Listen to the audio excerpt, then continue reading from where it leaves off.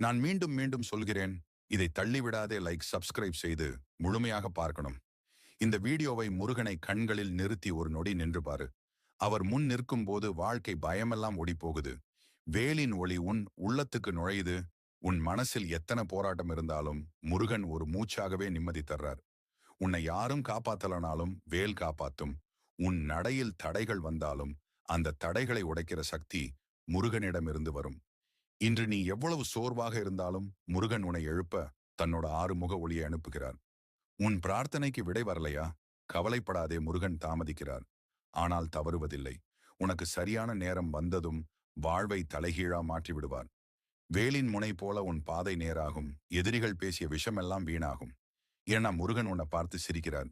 அவர் சிரிப்பே உன் வாழ்வின் வலிமை நம்பிக்கையை மீண்டும் உயிர்ப்பிக்கும். எத்தனை முறை விழுந்தாலும் மீண்டும் எழு. ஏன்னா முருகன் உனக்காக போராடுறார். நீ கண்ணை மூடிக்கிட்டு